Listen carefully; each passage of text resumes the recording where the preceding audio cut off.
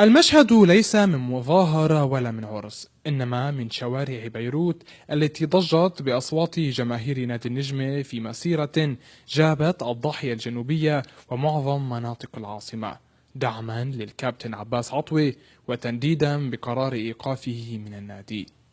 ومن على شرفة منزله وقف الكابتن ليرسم أجمل لوحات الحب بين جمهور وقائد مزخرفة بدموع عمرها سنين. هيدا النادي اذا لعبت فيه انا بس كرامه الجمهور وكرامه العالم وما كرامه شيء.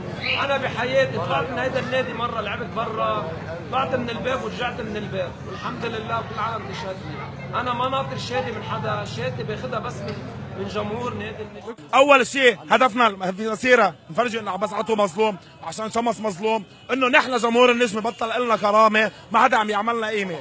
عملوا معروف من بعد امركم حافظوا على هذا الجمهور وحافظوا على الناس اللي مثل عباس. مش قصة عمولي نجاز وبطولي، نحن عشان النجمة عشان من الطفولة، نحن عشان النجمة عشان من الطفولة. نحن اليوم اول شيء جايين نكرم الاسطوره اللي مرق وما مرق مثله بعد بلبنان اللي هو الكابتن عباس عطوة، لانه الطريقه اللي بدهم يطلعوه منا من النادي طريقه كثير بشعه ما بتليق بانسان قدم 20 سنه من عمره فدا هيدا النادي، ما بيخرب نقطه على هيدا النادي. وعباس عطوة بعمره ما لعب الا كرمال يفرجي الجمهور وكمان يبسط هالجمهور، وبتمنى يعني بهالاداره الفاشله انه يغيروا الروس اللي على هيك عم تدمرنا كرمال نحن ننبسط نعيش.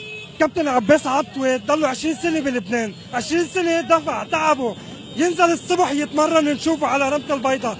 الزلمه تعب لوصل لهون، لرب هيك جمهور بحبه، ليه عم تعملوا معه هيك؟ الزلمه اسطوره وما حيتكرر، لو بده يجيبوا 1000 واحد و1000 مدرب و1000 اداره حيضل عباس عطوة مثل ما هو.